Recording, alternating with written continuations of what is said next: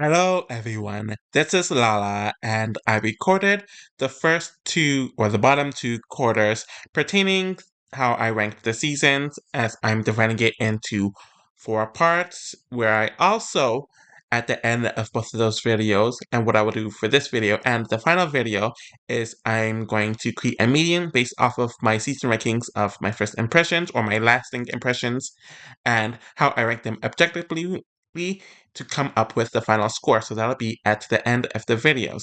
So anyways, let's move on to the third quarter, which is technically the second quarter that's in the top half. But anyways, since we're going from down to up, we're moving on to the mid to upper tier seasons in my eyes. Barely missing out on the bottom half at 12th is Big Brother 20, with the median of 11.71. So, my first impressions of the season after the rewatch was having it at 8, so this dropped quite a bit, and it's kind of shocking, but kind of not shocking at all. While this is clearly one of the better seasons of the last decade and one of the best seasons in Era 3, I never loved it as much as a lot of other people, and it's mainly due to the second half of the season. Hence, the jury and the endgame having low scores. Also, the twists in the season weren't the best, especially the hacker twist, which definitely ruined the season, and the drama was good but never as high as some of the other seasons. The pre-jury is easily the best pre-jury that ever exists, hence it getting first, and then having the gameplay and cast rank in the top 10 is good as well. This cast is another one that has its plentiful amount of casting gems, but a few people who are less than stellar, which bumps it down on this list. And I think the more interesting people are in one alliance primarily, while the less interesting people are in another alliance. Steve is a dud, no doubt, who really did nothing, even compared to other first boots. Swaggy offered a lot to the season during his short time in the house, and there is no one like him on Big Brother.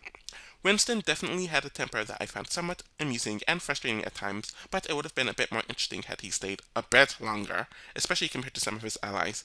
Caitlyn is arguably the most chaotic person ever in Big Brother history, and she made the pre-jury a lot more interesting, and also is just a unique casting choice.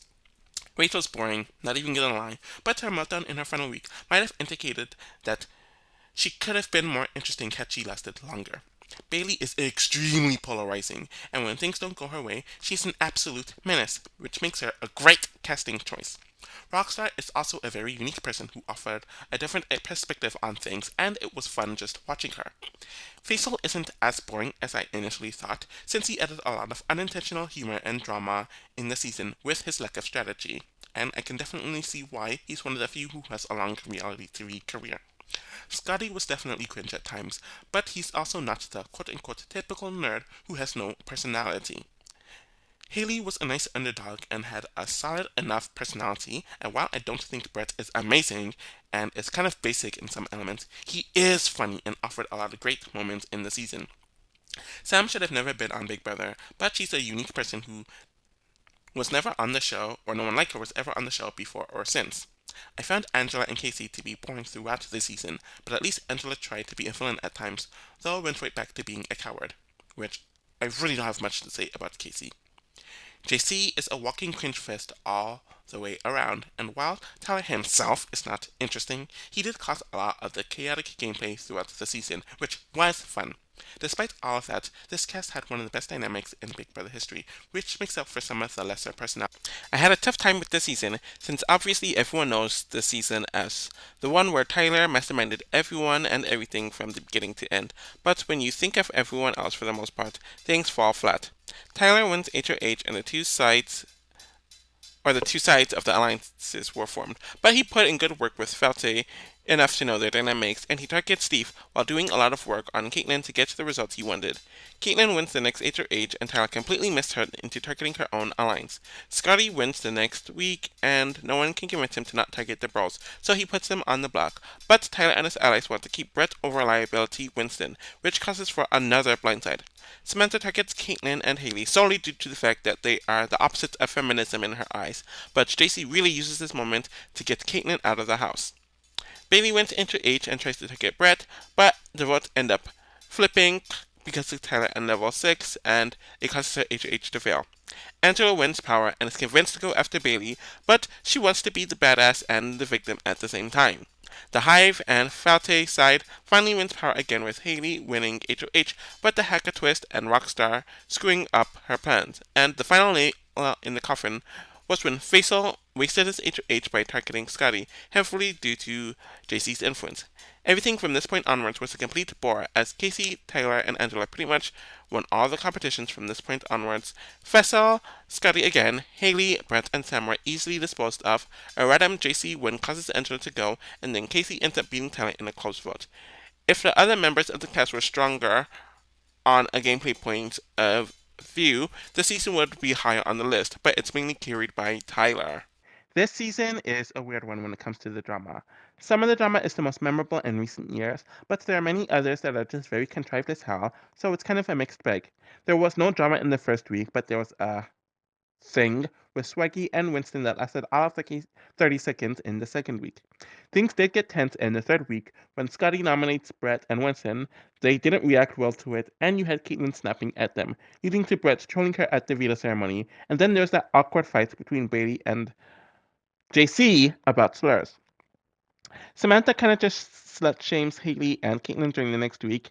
Oh, and I also forgot that blow up Rockstar had on Brett right after the eviction.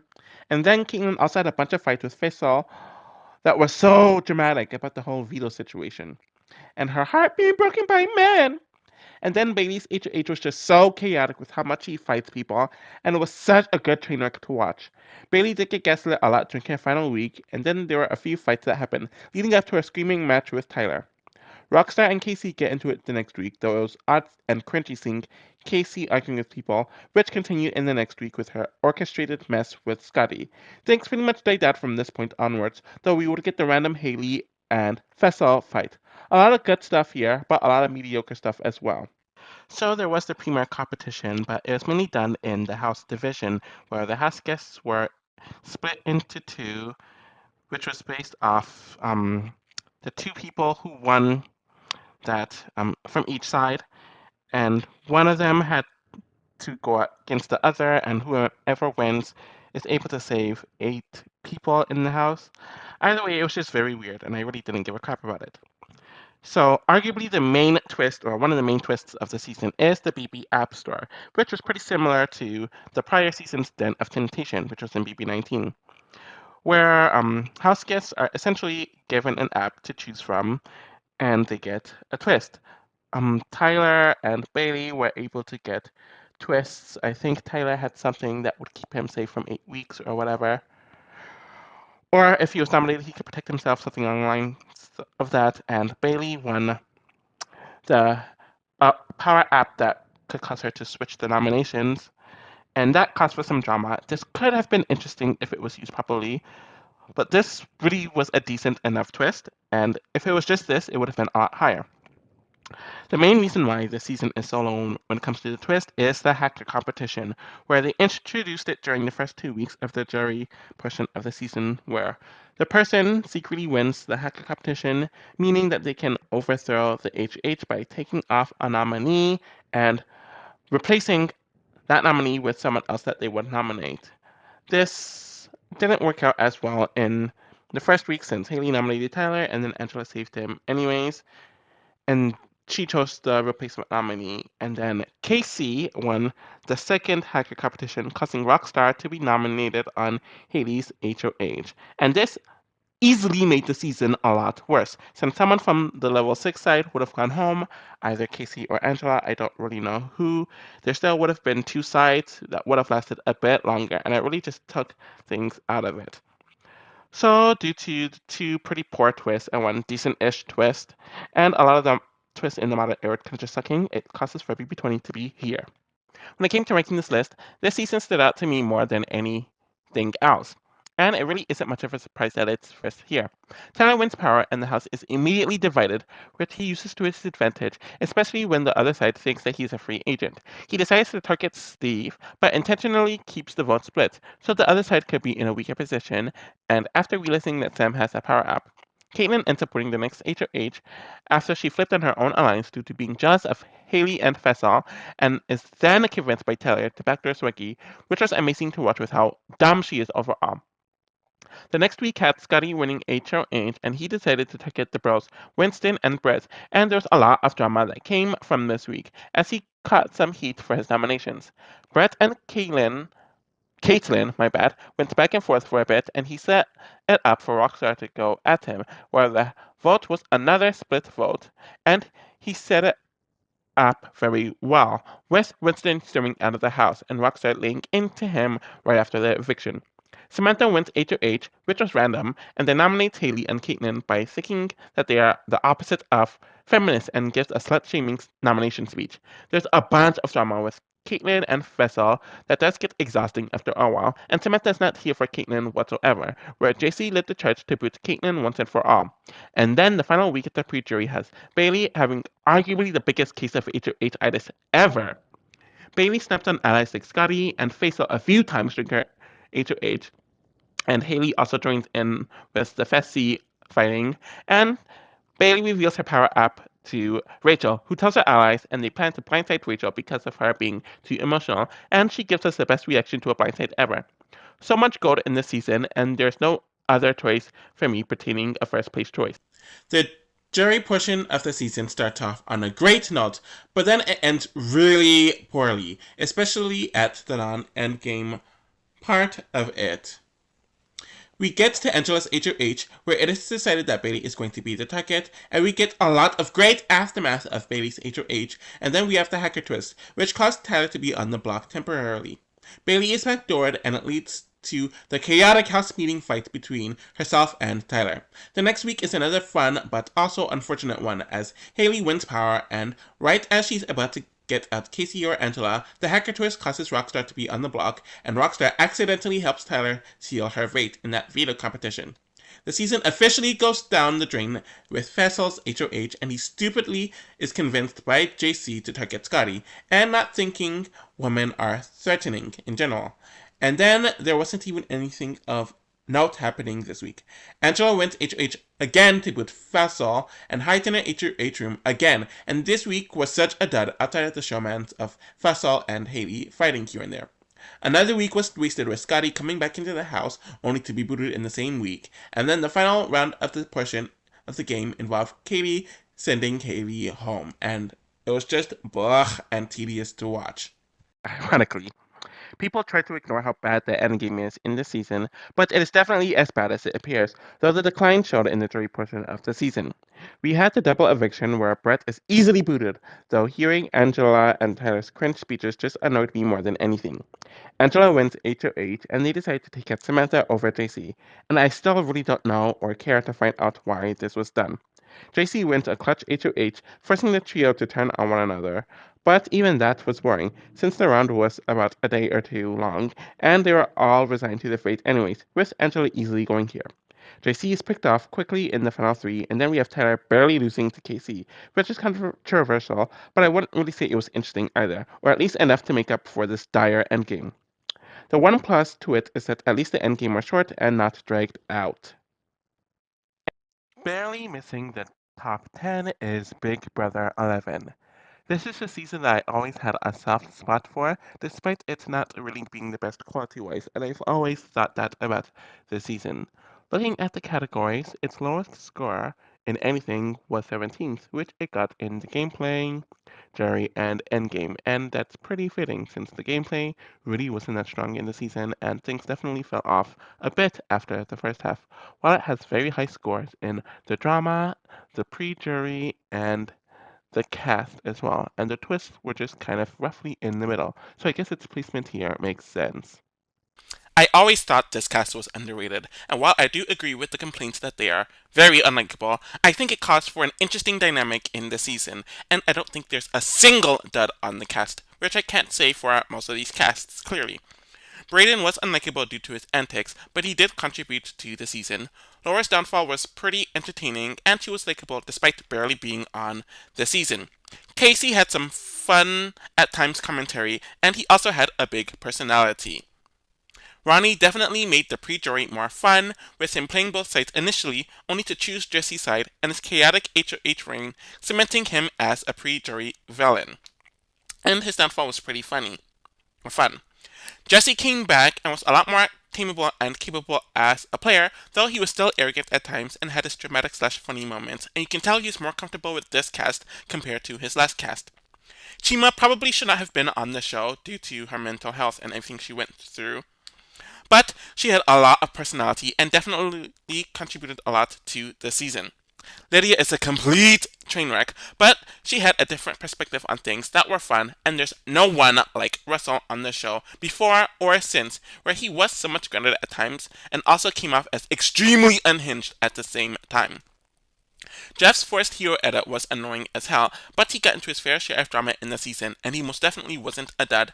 Michelle was a spicy underdog who also didn't take crap from anyone. Kevin had a nice arc throughout the season, while being a lot more confident and fun here.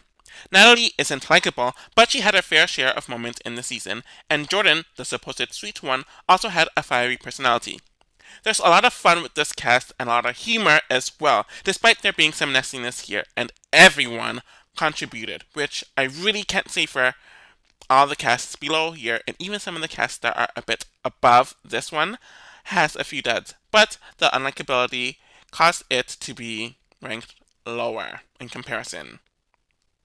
This season is another one that really isn't that interesting on a gameplay point of view for a few reasons. One of them is that the season was on its way to being a steamroll with the first half of the season, and then on the second half of the season, another steamroll was in the works. What makes it even worse is that the flip that did happen was very artificial. And it took the excitement out of it, since it was way too inorganic and contrived. Jesse is given HOH because Natalie and Russell won his way into the house, and we did have a split roast with a split house, where he sent home Brayden via a backdoor and a tiebreaker, which caused some mess. Ronnie was set up to be a floater in the season, but he won the next HOH unnecessarily and decided to choose a side by booting Laura and nominating Jeff and Jordan.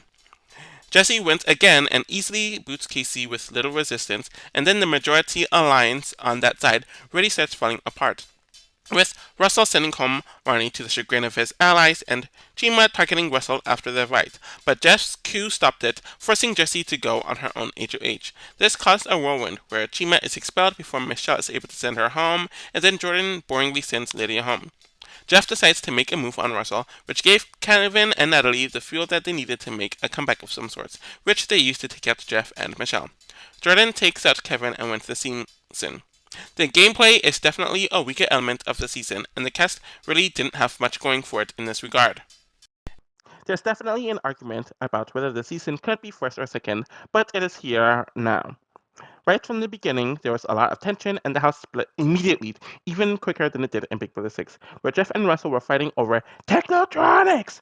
Though the homophobic slur was edited out, Jeff gave Natalie a few strays as well, and then we had the huge fight between Brayden, Jeff, Jordan, Kevin, and Lydia, though the Mexican slur was disgusting as well. Chima and Michelle went at it a bit over Michelle voting Chima out. Casey calls out Ronnie for being the other vote, and then there was the mess of the entire house calling Ronnie out in a great manner, though he didn't give a whole lot in that moment. There was a lot of drama between Natalie and Lydia over Jesse, and then Casey ends up getting into it with Natalie and Jesse as he was evicted. Jesse's side of the house ends up completely falling apart, with Chima and Russell falling apart due to their weird flirting that went nowhere. And Michelle definitely stirred things up between them, and Russell remembered this, so he went after Michelle too.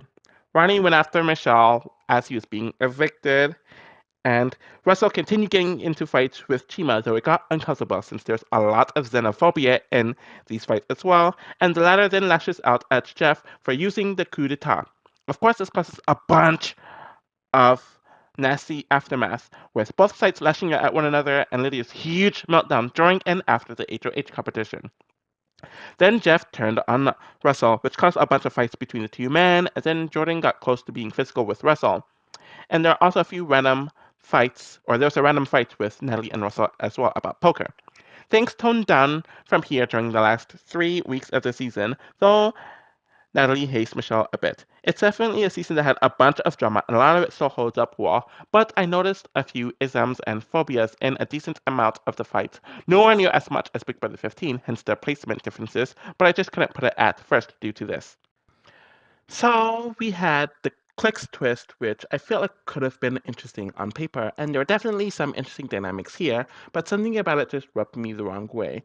Though I think it's due to the fact that it had a returning player in it that kind of balanced things and tipped the greatness of what could have been the twist had it solely been newbies.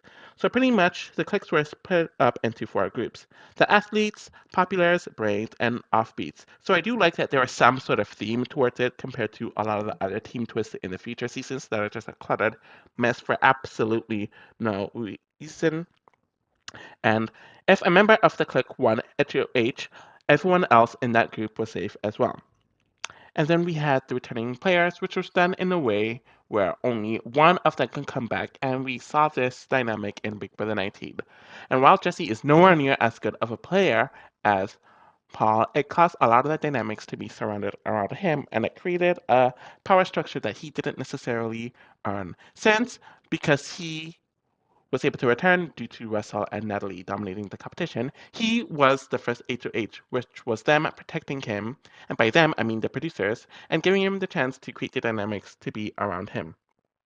Then there was the coup d'etat, and this could have been very interesting had it not been an audience vote. At least with Big Brother All Stars, we saw Berkey earn it due to a competition and getting all the clues.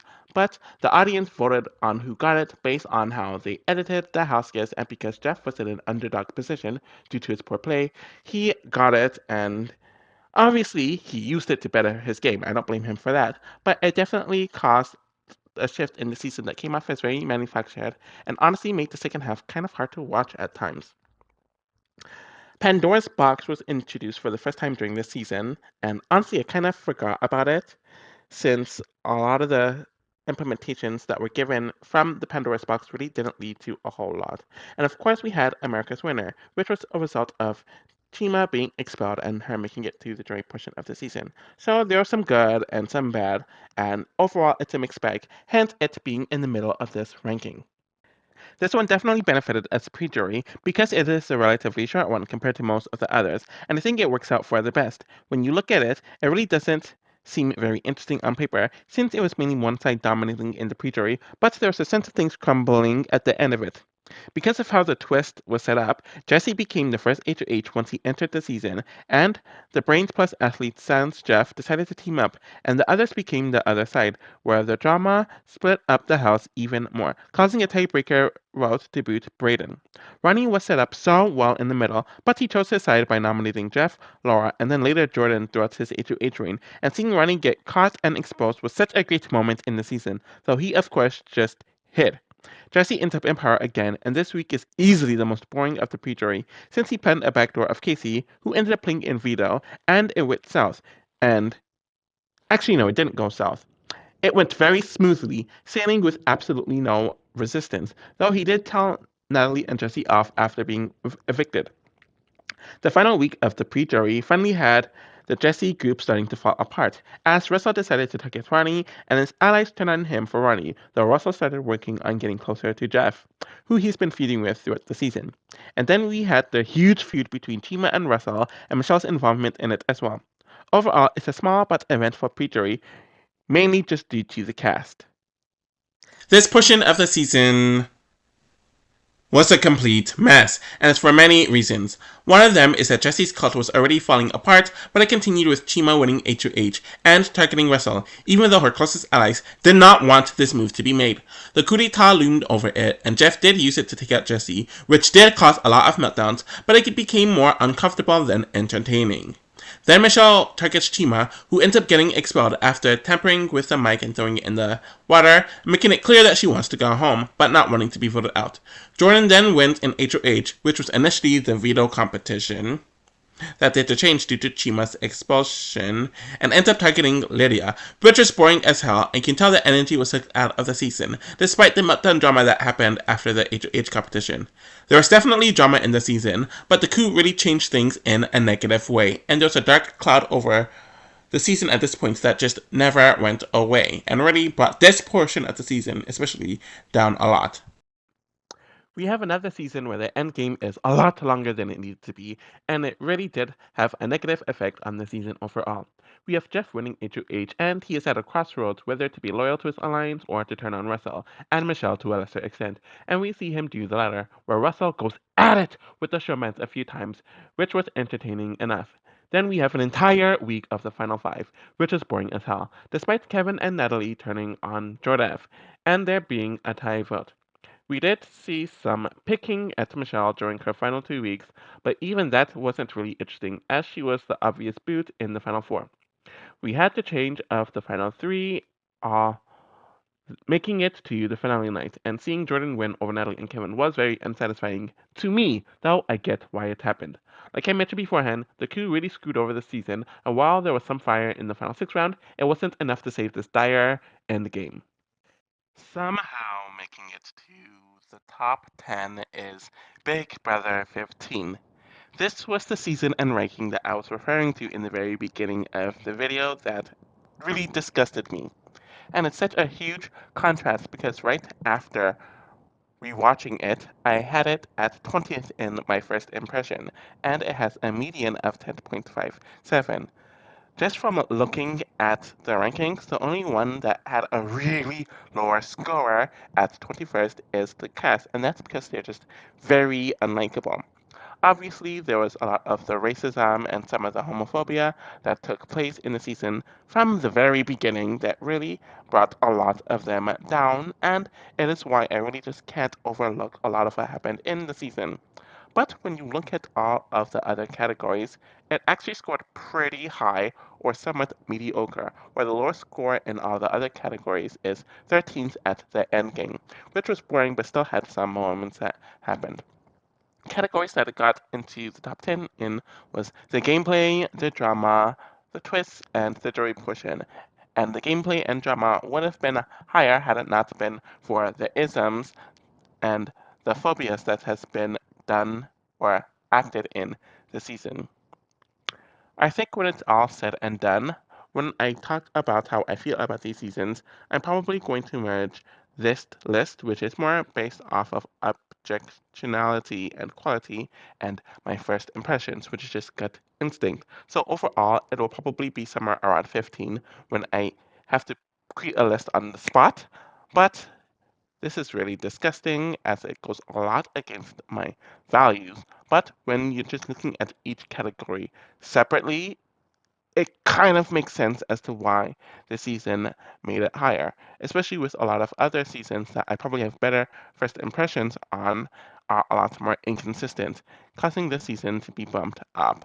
And it kind of makes sense because Big Brother 11 is almost equally as problematic and it's right below it, but with just less gameplay and a weaker second half.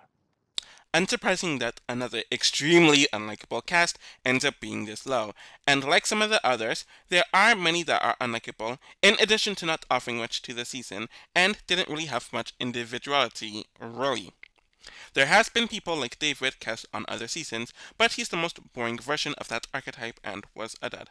Nick was someone that they really tried to really make happen, as he was solid enough in the diary room, but he couldn't keep up with that in the others in the house. Jeremy is very unlikable and isn't even one of the more interesting douchey people, and Caitlyn was a boring, mean girl and also being forgettable. Howard is one of the more likable people on the season, but he himself wasn't interesting or charismatic, and I do think he benefited from the awful cast, where he would have been a weaker casting choice if he was on a better cast. Candace was a pretty solid casting choice, though was of course suppressed due to all the racism that was happening in the house. Jessie was kind of basic for most of her run, though she did become a bit more interesting during the end of her run. Helen was a very good casting choice as she offered a unique perspective on a lot of things, and she was strategic while having some personality in there. Aaron was boring, uncharismatic, and racist. Amanda was a good narrator, strategist, and a drama queen who would have been a really good casting choice if it wasn't for her racism. The stunt casting of Alyssa was an extremely mixed bag regarding whether it was worth it or not. Judd was pretty boring and was a forced, quote unquote, America's likable country player in my opinion. McRae was essentially a sloth who didn't really do much of anything in the season and was kind of furniture himself. Spencer was very creepy and problematic on so many levels. Jenna Marie was easy to laugh at, but her racism took away from that, and Andy is a really good player, though he himself isn't interesting to watch. It's just a collection of people who really aren't likable, compelling, and their dynamics made for one of the worst atmospheres on a Big Brother season. At fifth is Big Brother 15. I really did not want to put the season high on this specific list due to the infamous stuff that encompasses the season. We do have the moving company forming in the beginning, where McRae does target David, but he's doing a good balancing act by having relations with people not in the alliance.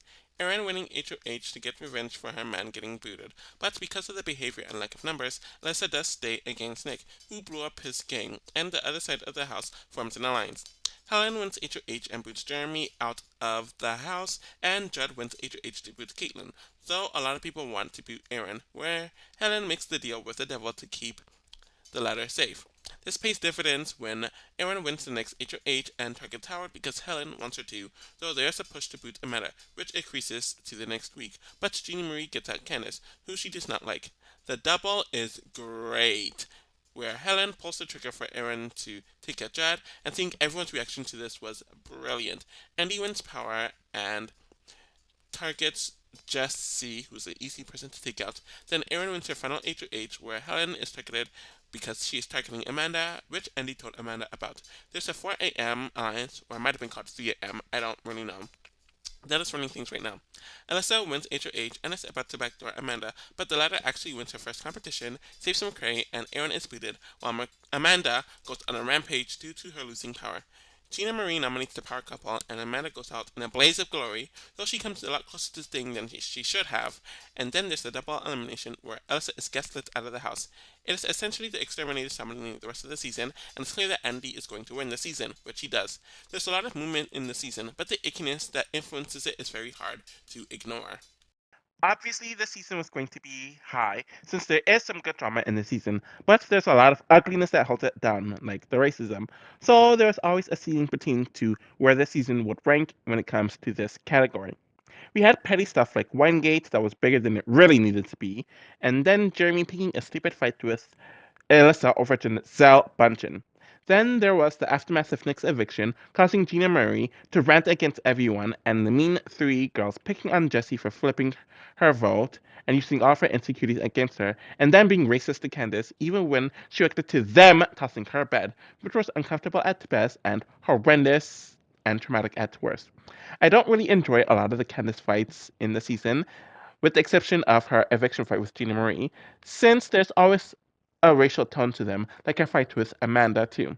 Helen got into a few fights with people like Candace and Jesse and Amanda had a good feud during during Jesse's last few weeks in the house. Alyssa and Aaron did not like one another at all, and then there was another fight about Winegate like 2 months later. Ultimately, Amanda really starts losing it during the last 2 weeks, or her last 2 weeks in the house, where she loses some control and lashes out at Alyssa several times due to it, and she doesn't handle Alyssa's passive aggressiveness well at all. Then we get to see her and Jim Marie go at it a lot during her last few weeks, and their fights always entertain me because they are both so trashy in their attacks, and neither are likable, with the fights before Amanda's eviction being one of the best in Big Brother history. Then the season ends its drama with the second double, as the entire house essentially gaslit Alyssa out of the house. A lot of memorable and stand-up fights, but the ickiness holds it back. This one definitely shocked me, and I was not expecting to rank it this high on this specific list. So let's get down to the twists. So the MVP twist represents the most valuable player, and this was a twist where America would give this power to a house guest in the house, where they would have the option, no, they would have the requirement to secretly nominate a third house guest, and nominating three house guests is something that hasn't been done in Big Brother history before, if I remember correctly. And the House definitely weaponized this to their advantage, though the fact that it went to Alyssa for all of the first 3 weeks really sucked. But the House guests used this towards their advantage, and it definitely affected how the first 2 weeks of the season went. So it was definitely an effective twist. After the first 2 to 3 weeks, though, it switched to America nominating But the Huskies didn't know that it was America nominating the Huskies, so there was a lot of paranoia when people like Amanda was getting nominated. But it didn't really change the game much since people outright started ignoring the twist afterwards, and it ended after the first round of the jury portion. So we had the relations with the Paus Haskins, which is essentially Alyssa, who is Rachel's sister, getting cast on the show, and it's something they definitely did in BB18, but it didn't really play a huge part of the season outside of the MVP always going to her. So the final twist of the season is the jury re-entry competition. Yes, there was a time where returning players wasn't common, though people tend to forget that since there's been so many returnee competitions and returnees in the seasons after BB15. But in BB15, I believe it only happened 3 times, with Amy, Kaysar, and Brendan being the only, sorry, and James from BB9 being the only four to return after being evicted. And this season did it differently because it's determined by a competition, and it was done in the early jury portion of the season, where the first four jurors had to compete against one another to re-enter the house. This is something that they did for the next 3 seasons after this. And while it is not as consistent, the jury re-entry is something that has been done after this, and returning players that were previously evicted has become a lot more common after this. So the twists in this season were very effective, and they've had influence over the future seasons as well. The season is definitely one that had a mix at best pre-jury, as there are a lot of exciting things with it, and some of the grossest crap I've ever seen as well. The first week had the moving company forming, and it was made to seem like we would have another brigade situation, but they decided to get rid of David by using the MVP twist, though there was a flip vote that some of the people did not expect. Aaron wins HOH and is going to get revenge for them booting her potential showman's partner and nominating Alyssa against her closest ally, Helen. Most of the House weaponized Alyssa to take a shot at Jeremy, and when that failed, they sent Nick home in yet another close vote. All the racism that was happening definitely took me out of the season, and was very disgusting to watch, since it was normalized in the House, and it definitely seeped into the gameplay. Helen won HOH and backdoored Jeremy with no ease. It probably would have been Howard nominated if it wasn't for the optics, and then Judd wins HOH to boot Caitlyn, though there was a bit of a back and forth with who to boot out of her and Aaron, though the latter made a deal with Helen, which saved her. Aaron then wins HOH and does the house's dirty work in nominating Howard and Spencer together and Candace to replace Spencer. And this week was just dire with everything that was happening around this time and certain allegations that were made. The pre-jury started out pretty strong and then it progressively got worse, hence its placement. I also have conflicting thoughts on ranking this part of the season this high on the list. It starts off with Gina Marie winning HOH and Amanda showing her racist ass to Candace, proving that she is no better than the people that she called out in the pre-jury, though we do have Candace reading Gina Marie for filth during her eviction. The double that happened here was fun, seeing how quickly everyone turned on Judd, and was super emotional about it. Andy wins HOH and targets Jessie because she's an easy target. And for a week that was so simple strategically, there was a lot of drama and interesting moments that happened in it. Helen got her karma for being too passive when Aaron, the person she kept in the pre-jury, did Amanda's work for her. But the weekend itself wasn't really interesting. Things definitely pick up during the last 2 rounds of this period, as Alyssa wins HOH and attempts to backdoor Amanda, who is losing her mind because she has no influence over Alyssa, only for Amanda to win the veto and save McCrae, causing Aaron to finally go home. The final part of this portion has Gina Marie winning HOH and the newly formed Exterminators Alliance nominates Amanda and McCrae, which causes a bunch of meltdowns and fights, leading up to the epic showdown between Amanda and Gina Marie in the formers last night. There are some awful, uncomfortable moments here, which definitely affected its ranking, but there are a lot of great moments as well. I'm very shocked that this endgame made it up this high on the list, though I think it mainly has to do with it having perfect pacing, at least compared to a lot of endgames that dragged too long and didn't have the material to warrant it. But there still isn't much happening during this period of the season, and it didn't frustrate me as much with the other endgames, though the energy in the season was completely gone by this point.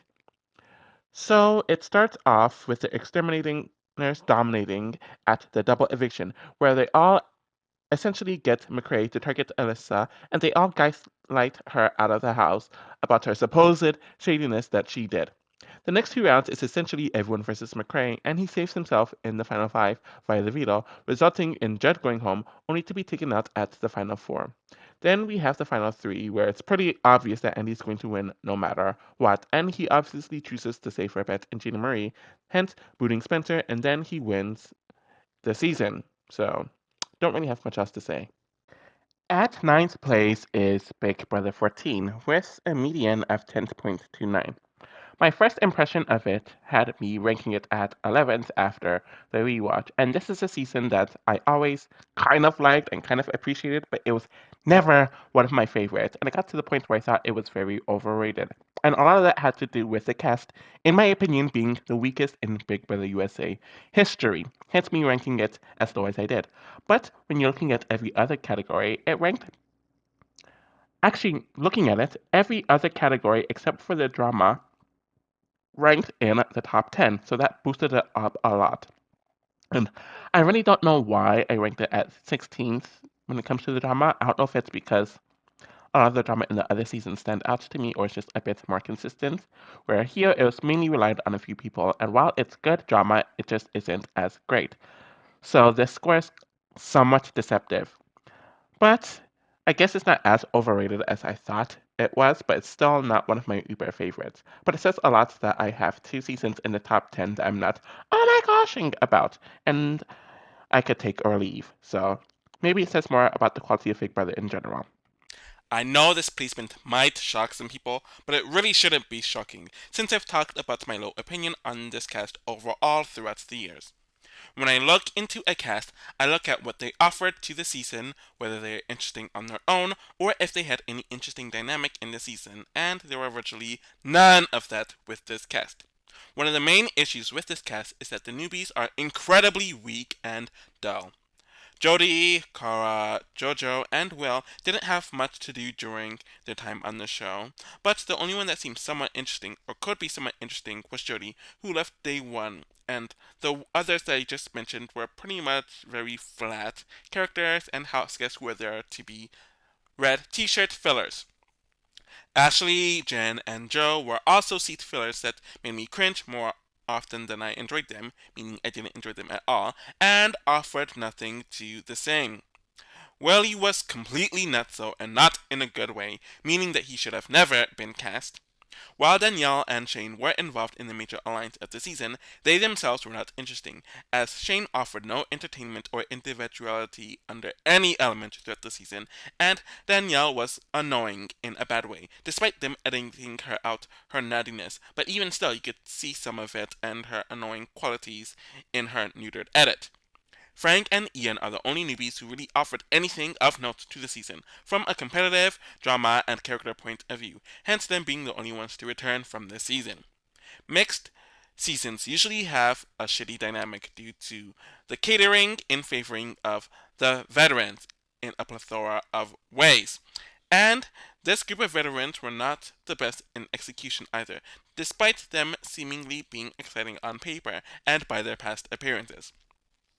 Boogie was checked out and did not want to be there. Janelle was past her prime and gained no traction.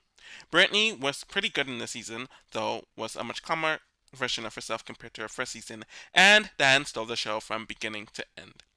If you're a huge fan of Dan, you can forgive this cast being way too top heavy, mainly from him, but if you're not, it will get exhausting, and I like a cast that has most of its house guests offering something to the table.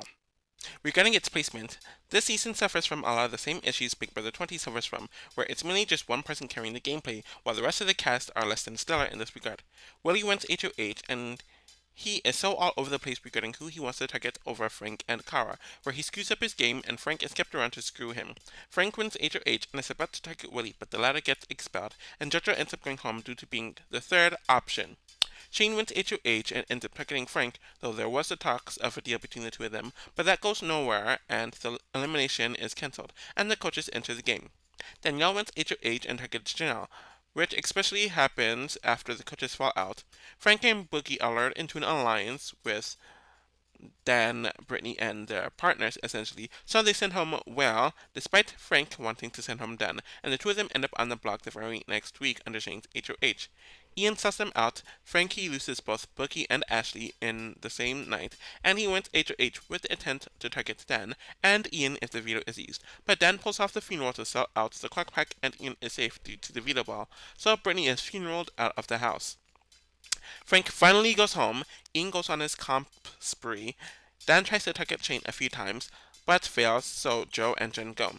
Danielle wins HOH and POV and is tricked by Dan to take him off the block and to put Shane up, only to be shocked when Dan blindsides Shane out of the house.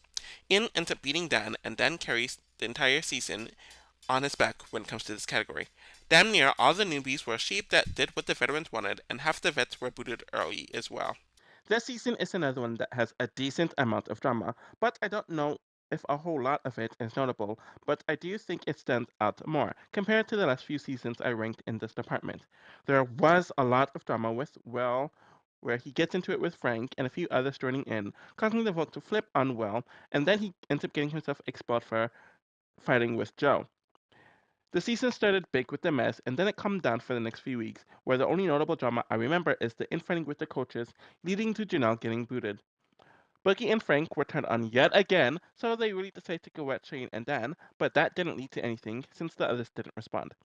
Frank does lose it during the double eviction for Bucky and Ashley getting the boot, and he continued this about 4 days later, where he and Ian went at it, where it was very funny to watch, especially since Frank was in a carrot suit while this was happening. I don't remember anything else when it comes to the drama of the season until the final week, where Danielle went in on Dan for blindsiding herself and Shane, and then the somewhat orchestrated fight that Dan set up with Ian and Danielle. Overall, there is a decent amount of drama, but it's not as notable as some of the others, hence its placement here. And I'm honestly shocked that the season managed to get it up here, especially since I really do not like the day one boot, and it caused a bad precedent to be set in some of the next few seasons. And it just really wasn't enjoyable to see someone only spend a few hours in there, despite them going through the application process for months, being sequestered for a few weeks, and them having to be sequestered for a few weeks after this. Anyways, I did like the coach's twist, and seeing people in the game that weren't actual competitors have to train the other house guests and for them to have their own game too. But unfortunately, it was clear that just based on the amount of time that was left in the season, and contractual stuff that the coaches would eventually enter the game as players. And that's essentially what happened. And you can tell that Bookie wasn't into the game afterwards, and it really became the coaches or the players who were coaches, the veterans, games after this, which is one of the negatives that I don't like about this twist is that the newbies didn't really get a chance to become their own players and form their own games without their coaches. There was the golden ball veto twist, which was cool enough, though it was clearly put there at a very convenient time, but I wouldn't have minded it in another scenario. But in general, I feel like the twists in Big Brother 14, outside of the day one fiction, were pretty fine as it is. And I did like seeing the coaches' competitions as well. And seeing the potential of a team being wiped out would have been really cool to see. But clearly, production was not going to let that ever happen. Outside of all of that, the season had very little twists, and I do think that it benefited the season to not have many twists, which also kind of helped it bump up on this list. I'm actually pretty shocked that the pre-jury of this season is this high, especially since it's a longer one, and I usually punish pre-juries that are long because they are dragged out. The day one twist really sucked overall, but the first week otherwise was very interesting. Welly was a chaotic HOH, the votes between Frankie and Carl went back and forth until the very last minute, and then there's the fight with Frank and Welly and Boogie too. Frank went to HOH, and right as he was about to get his revenge, Willie gets DQ'd for getting physical with Joe. Things calm down after this, and JoJo, the third target, ended up going home because Shane ended up getting the veto and he was the second target. Shane wins the next HOH, and this is where the two duos, him and Danielle and Brittany and Dan, win or they get together as an alliance, and I don't remember much about this week. The coaches twist finally ends, and we definitely see the conflict between Bookie and Janelle coming to blows, and they cannot get together, causing Janelle to get booted. Frank wins HOH and then gets duped by what was becoming the majority alliance by being brought into a fake alliance, causing Frank to not to get Dan, but Will instead. Shane went to HOH and is told by his alliance to turn on Frank and Boogie, so the two unleashed a bunch of smoke when they were nominated together, which was pretty fun, and seeing Ian being the one to put the final nail in Boogie's coffin was cool. Overall, the pre-jury in general was just okay, hence it being here. I'm very conflicted about whether I should plate this as second or first, but I feel comfortable with it here for right now. It benefits from being a short period, and it really being 2 weeks, since one of the 3 rounds is during a double. Ian wins HOH and wants to backdoor Frank, but his alliance, especially Brittany, convince him to nominate Frank outright with Ashley, which of course fails, and Frank lets loose on the house, and this is right after Boogie gets booted. Frank ends up winning HOH, and he plans on getting his lick back as he nominates Dan and Danielle for eviction, and is thinking about putting up Ian as a replacement if anything goes down. But Ian wins the ball of safety, so that went down the drain. Jen wins the veto, and Dan comes up with the funeral in solitary, and it's arguably the most iconic moment in Big Brother history, which forced Brittany to be a sacrifice. The next week was an utter bore, with Ian easily taking out Frank, though it was finally taking out Frank. But this portion of the season was still very electric compared to most of the others, hence its placement. Was it any shock that this endgame ended up ranking so highly on the list? Most of the known moments of the season are from later on in the season, though we had a few mem moments. Down wins his only HOH of the season and wants to target Shane, but is convinced not to by Danielle, and Ian, his secondary target, saves himself by winning the veto, so he has a weak Joe boot on his HOH. Ian wins HOH and wants to target Jen, though Dan wants to target Shane, and the latter saves himself, so Jen goes. The most memorable moment of the season comes from the final four, where Danielle wins HOH and wants Ian gone, but Dan has other plans up his sleeves. Dan was somehow able to convince Danielle to take him off the block, and then he blindsides both Danielle and Shane by evicting Shane, though it was the obvious move. We shockingly had a very interesting final week, where Danielle unleashes her fury on Dan, though she still ends up trusting him, and then we had Ian and Danielle going at it, though a part of this was orchestrated on one of their ends, and I think it was by Dan too. And of course, we have the controversial ending of Ian winning over Dan. It is one of the better and stronger endgames, hence its placement here. At 8, I have Big Brother 17 with a 9.86 median. So my first impression after rewatching the season is ranking it at 6, so it did drop a few spots, which still isn't really bad. The lowest placement that the season has is the jury portion at 18th, which definitely makes sense because it gets boring after the first round, pretty much. And nothing's in the bottom 20, and everything is roughly in the top half. So the drama is at 14th, where it's not bad drama, but it's just not explosive drama or the most memorable drama, especially compared to a lot of the other seasons, or the consistency isn't really there. Just from looking at it, there's a lot of high placements. The gameplay, the pre-jury, and the endgame are in the top 10, and the cast barely makes it to the top 10, where there's a lot of good choices, but a lot of red t-shirts. So I kind of agree with Les Moonves in that statement. Honestly, I feel like this cast is overrated, which is one of the reasons why I dropped it on my list. But I do get to the appeal of this cast, and I kind of do agree with some of what CBS is saying now. It is a cast that had to put or it's a cast that is very hard to put into archetypes or stereotypes, which is why CBS was not the most fond of this cast and season. And there was a really fun, light vibe with this cast, though there are more standouts here compared to a similar cast a la Big Brother 23. Jace is a lot more tolerable regarding his archetype without being horrible. Devon is a huge standout despite being the second boot, and that's why she's the most known person from this cast. Jeff is a dud who did nothing of note. Audrey is a great casting choice who brought a lot to the season. Jason had his moments in the season, despite being a lot more calm than expected. Clay himself isn't really charismatic or interesting, but he got into a bunch of drama during his stay on the season, so I don't think he's a dud. And Shelley definitely played her part in the season, though she was way too image conscious for her own good. Jackie really didn't offer much to the season, but was really taken out before she was gaining momentum. or could really do anything. And Becky's randomness was fun, though she was also just kind of basic, but owned it. Meg had a likable quality to her, but she herself really didn't do much of anything in the season.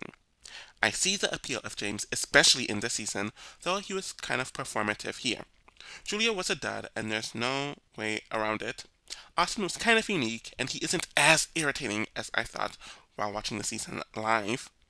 I think John is heavily overrated and kind of annoying, as he had all the energy in the diary room but did nothing when he was actually in the house with the others. Vanessa is a queen and is one of the most interesting people in Big Brother history who offered everything from drama to personality to gameplay and to perspective. Liz is more interesting than her sister, but it really doesn't say much, and I don't think either would have gotten cast without the other.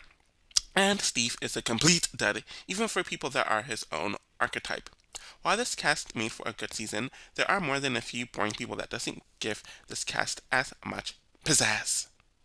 This is another season where the strategy was mainly dominated by one person, so it could only go so high. But this is also a season that was very close to being a steamroll, and it would have been an utter steamroll like this or like the bottom ranked seasons if it wasn't for a few weeks. James wins HOH and forms in a line that really lacked structure, but they're able to get Jace out. Shelly wins HOH and targets Devon because the latter pissed off Shelly's showmans and is just a poor ally, and this was when the Sixth Sense alliance was formed. Vanessa and Shelly go on a run for most of the pre-jury with HOH wins for a month, where Vanessa comes up with a scheme to get Jeff out, Archie was too much of a liability for them to protect anymore, and Jackie, failing to remain HOH, caused for a messy week, where Vanessa realized that targeting Austin was not a good move, so she had to get blood on her hands by breaking up the Blue Moon proposition by booting Jason. There is finally a switch in power, with James winning HOH and Clary finally falling apart, and then Becky tries to get Vanessa on her HOH, but she is so messy and chooses a poor pawn in Shelly, who goes home instead. After this, it's pretty much a steamroll for the rest of the season, as Becky, John, Meg, and James are taken out over the next several HOHs under the Scamper Squad HOHs, and not much interesting really happens here. Things peak back up around the final six when Steve nominates the Oz twins and Vanessa tricks Julia into picking Austin in the veto competition, guaranteeing that the three of them won't be safe that week. Vanessa is able to blindside Austin out of the house in the final five, which was a great moment, and Steve was the one to take out Vanessa and win the season. There are a decent amount of good moments in the season that keeps it from being a complete steamroll, hence its placement. The season is a weird one when it comes to the drama. It is a season that does have a decent amount of drama, and some of it is really solid and can hold its own. At the same time, it is never top tier, and I think it's because the cast in general is one that relatively gets along, so it doesn't really feel high stakes. The first week was actually one that had a lot of drama, with Devon and Clay getting into it over her walking around, Jace going off on James, and then his several arguments with Audrey, and then the week ends up with Devon and Jace blowing up Audrey's game overall. Things calm down for a week, but Vanessa and her alliance sets up Jeff, which was fun to watch. There was a huge blow up between Clay and Audrey, which was kind of entertaining and was a nice enough end of her run. There was a Dark Moon thing blowing up the next week, though it really wasn't the most interesting. The Cloudy downfall and James going at it with Clay, especially during the week, was fun, and then Vanessa losing her mind on him was great too.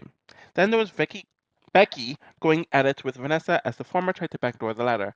Things calmed down throughout the next several weeks, though there was a random Vanessa snapping on Steve during the veto ceremony, and then there's Vanessa going at it with James in his final week, and most of the mess in the second half of the season involved Vanessa. And then there was the twins flipping out on Austin when he won the veto when they were all in danger, and the drama of the season ended with Vanessa blindsiding Austin and him lashing out at her as he leaves. A lot of the twists in this season were actually reused twists, as Battle of the Block was brought back from last season, and it didn't ruin the season as much during the period that it was in effect, and they ended it in the pre-jury portion, so it didn't last that long. And the twin twist was brought back from Big Brother 5, which was 11 years prior to this, and it was utilized a lot more successfully here than it was in the prior season. So props to that. But as we all know, I'm mainly ranking this list based off of twists that were introduced in this season. And the main twist that was introduced in this season is Big Brother Takeover, where the point of this was that a new twist was supposed to be unleashed with a new twist and attachment to it each and every single week. But it didn't really pan out. The first week pretty much introduced Jack, E, and Jeff into the house. The second week had that phone call that the winner of would be able to cancel a few votes, which they wanted.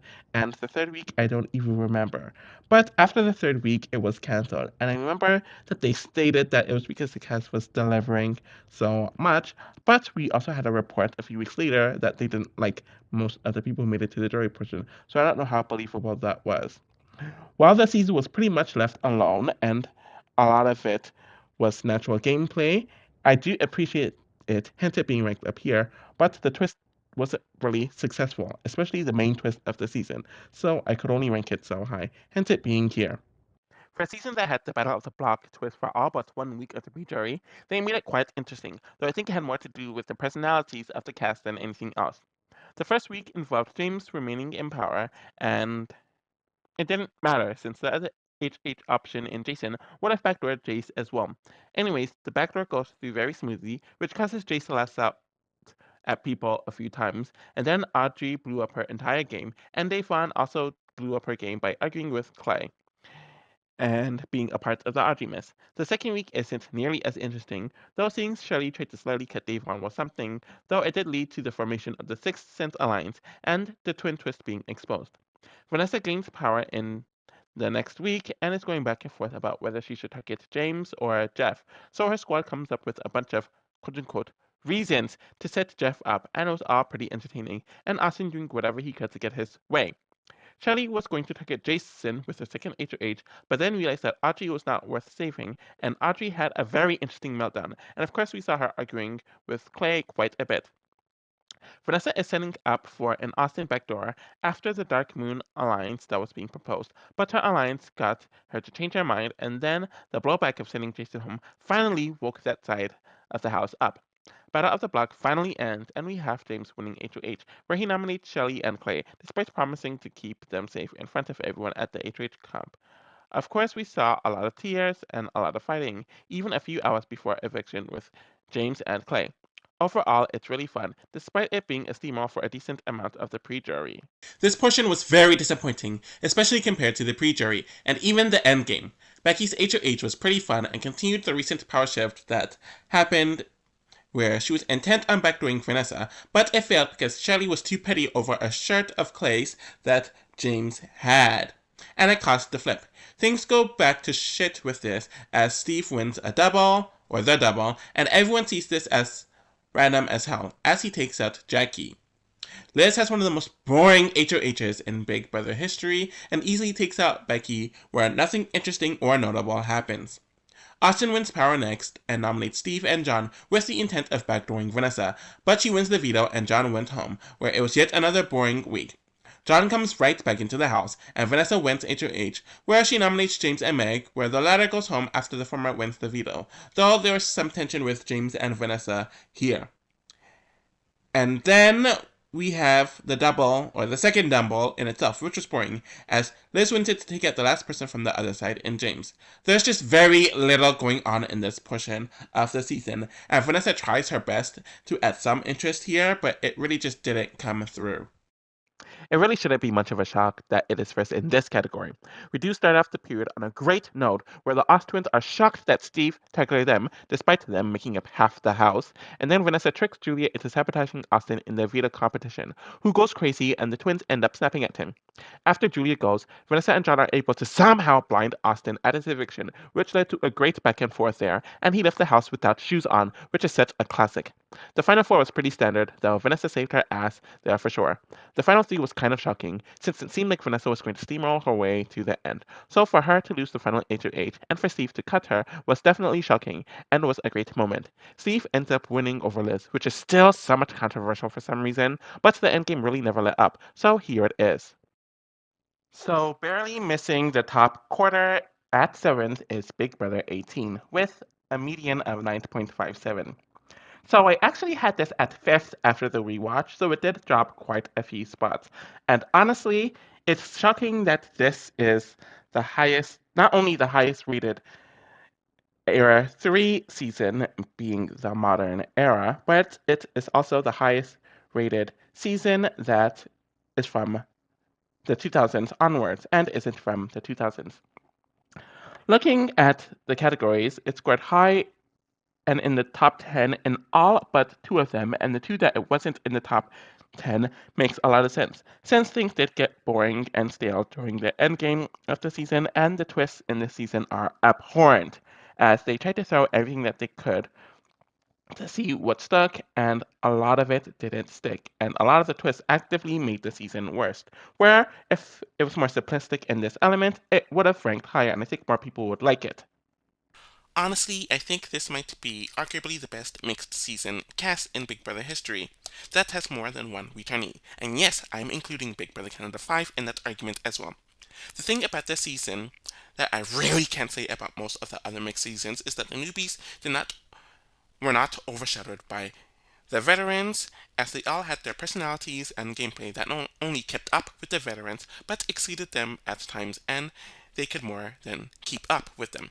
Glenn didn't have much to do on his time on the season. Josiah was very entertaining during the short time he was in the house, and a drama, character, and attempted gameplay point of view. Bronte was a dud, I'm not going to lie about that, and Tiffany is definitely an interesting person, as she's the more empathetic version of her sister, but she found herself in a bad position throughout the season, and she handled things in an interesting way, but in a different way.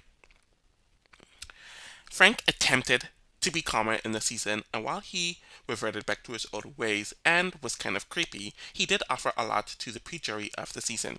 Devon proved why early boots are given a second chance, and you can tell that she felt a lot more comfortable with this cast compared to her last cast, though she was still as messy as a personality, commentator, and a player, which was fun to watch. Zakia herself really wasn't interesting, but it was her attachment to bigger personalities that contributed to the season, now that I think about it. Bridget had a nice enough underdog run, and she's a lot tougher than she seemed on paper. Polly proved to be a much more entertaining person, player, and a personality than his brother, despite being a villain and failing to play like Cody and Derek, but created his own reality TV path, which is rare for siblings of other reality TV stars. Michelle was a complete train wreck who was an emotional mess, which is refreshing from a superfan, which we usually do not get. Natalie was underestimated throughout the season for many reasons and had to deal with people calling her fake, but she more than proved herself. Victor became fun after he came back and let loose a lot more, which he only did on this season, unfortunately. Corey was a dud, though the edit tried to make him funny. James was a shell of himself this season, but if you like what he performs with the pranks, he is the same.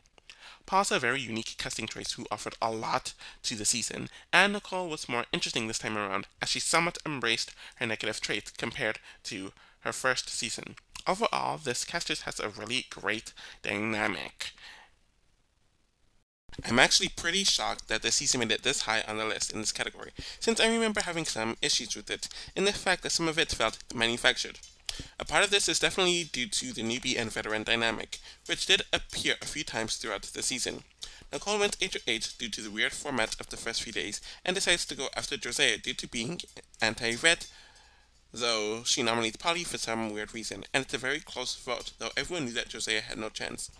Polly went HOH to target Victor, which was pretty boring, but there were cracks in the majority alliance already, which we saw in the next few weeks. Frank has Bridget try to target Tiffany and nominates her best friend, Bridget, with the twist, which backfires due to Bronte going home and Tiffany staying. Polly went HOH again and is insistent on targeting Tiffany to send her home, though Devon's messiness almost causes a halt to that, and it brings Frank and Tiffany together against her. Frank finally goes home under James's hands, who broke another promise after being safe for a few weeks.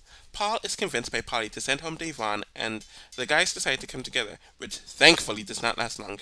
Victor went HOH and is attempting to target Zakia, but Polly is pushing really hard for Michelle to go, though him not using the veto causes the house to turn on him and boot Zakia. Bridget quickly goes, and Polly's downfall happens the very next week by the same man he sent home on his first HOH. There's some suspicious behavior under Natalie and Michelle's HOH, where they break up their new alliance to work with Nicole and Corey, and Victor goes home again. Paul and Victor decide to work with Nicole and Corey for the next 2 rounds, where they boot Michelle and Natalie. The showmance turns on Victor, Paul boots Corey and James, where Nicole beats Paul in a close vote. Ultimately, while the newbies did have brains and played their own games, it suffers from the same issues that other mixed seasons had, to a lesser extent. I am shocked that the season is so high on the rankings, though I might bump it down by the time I'm recording and editing this. But out of the seasons within the last decade, it is one of the best when it comes to the drama. Right from the beginning, there was tension in the house, with James and Victor arguing over pranks, Polly and Josiah arguing over scenarios. And then there was the trio of Paul, Victor, and Josiah just showing their asses, especially with the women. Things with Frank and Tiffany started tearing down their majority alliance, and things only got worse with Devon's involvement in the mess and her lies coming back to haunt her. But she had a few fun arguments with them, especially with Tiffany, and not including the ass slap with Frank. That lasted for a few weeks. Signs of Polly's tyranny started showing up when he picked a fight with Tiffany before a roadkill competition, and then his cringe match with Zakia only got more and more uncomfortable. Some of Paul's tyranny was also shown here once he picked that random fight with Frank, but things would come to a culmination where Polly went off on Natalie and her supposed fake boobs, and Michelle because they told the truth about the romance with Zakia, and it was definitely a night. Polly then goes at it with James and then is gaslit by the other Paul, causing the entire house, sans Nakori, to argue with Polly on his way out of the house. Things continue with Paul getting into several fights with Natalie, Michelle, and Nicole during that next week, with some pretty fun fights. Michelle and Nicole blow up on one another during the farmer's eviction, and then we have to deal with the two showmasters arguing with one another, or within themselves actually, for the endgame. I honestly forgot a lot about some of the drama that happened in this season, but it does hold up. I feel like if there's a season that is known for its oversaturation of twists and just throwing things out there to see what sticks, it would be this season. So you of course had the relations with the past house guests, which isn't new, but it's clear that they did it this season so there could be more buffers in favor of the veterans, which we clearly saw take place this season. We had teams in a similar vein of Big Brother 11 and coaches from Big Brother 14, but they weren't based on clicks or having a coach. But this was pretty much used for the first 3 weeks. And there was the day two or day one eviction twist. Yeah, this was the start of the day two eviction twist, which just really, really, really sucked and was kind of just unnecessary. And even though we lost Glenn, who didn't really contribute anything, it caused this season to start in a very convoluted way. There was the roadkill competition where pretty much all the house guests compete in it, and whoever wins it has the choice to nominate someone. And if the veto is used on the roadkill nominee, they get to choose it. So it's pretty similar to the MVP twist of BB15, but it lost its luster here. And the majority kind of controlled it here, but not in an interesting way like they did in BB15. Then there was the round trip ticket where from week 5 to week 8, everyone got these round trip tickets, and whomever was evicted from week 5 to week 8 had a chance to come back if they had the right card. So we spent 5 evictions on this, and nothing came to pass, which thank goodness. And it's clear that they only did this so they can make it to their 99-day runtime. And if this twist was successful, there would not have been a second buyback. Then there was the America's Care package, which was just very contrived as well, and was another way of trying to make the season more interesting, but didn't really pay off.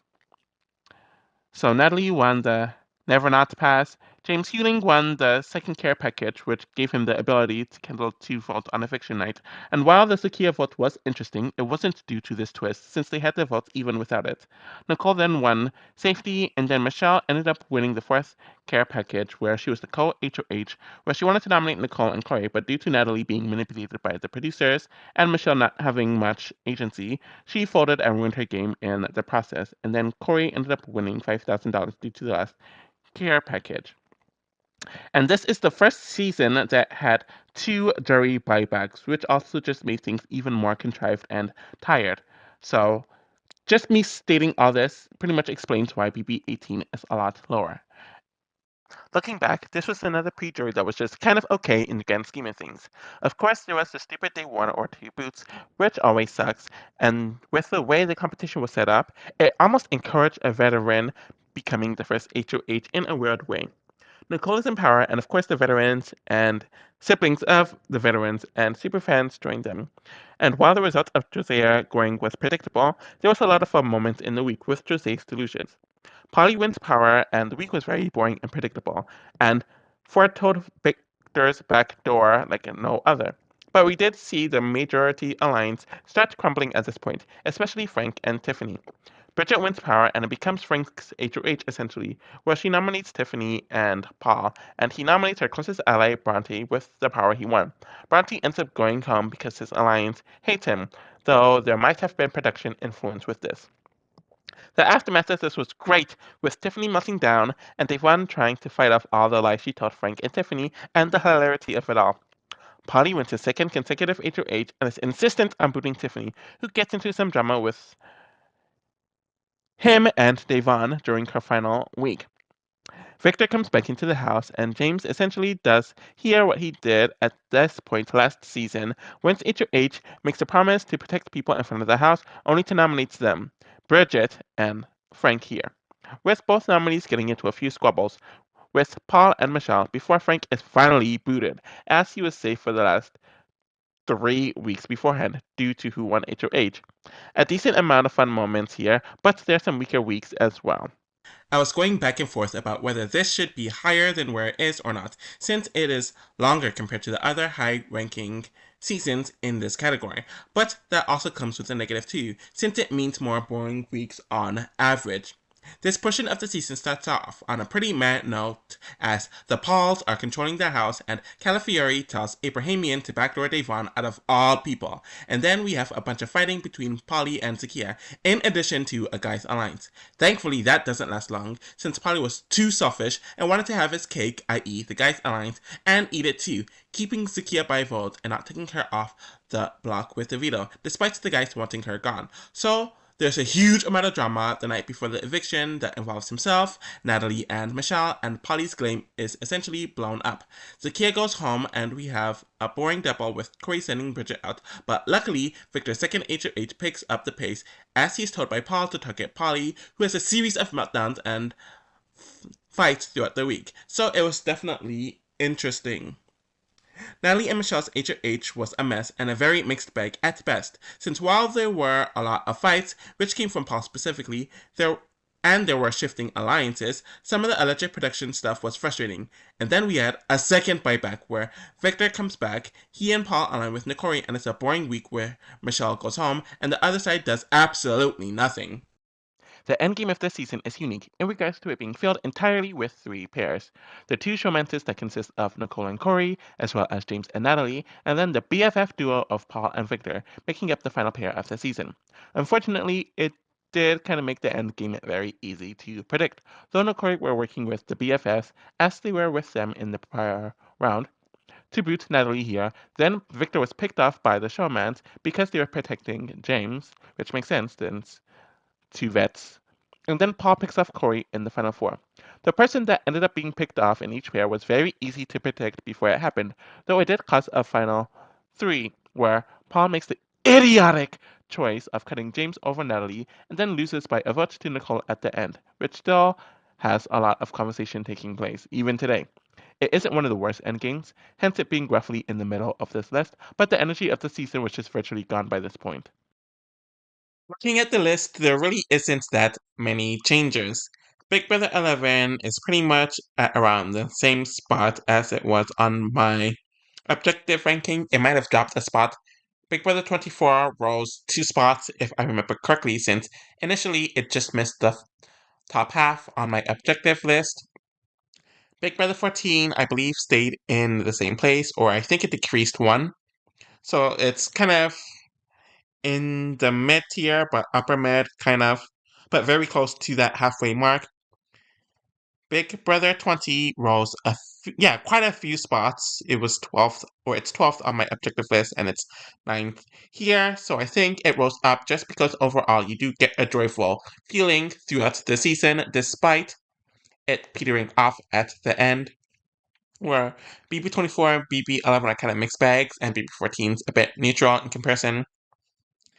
BB7 definitely dropped since, as you can see here, it's clearly in my upper quarter list, but it dropped down to the second quarter list here as it's at 8th.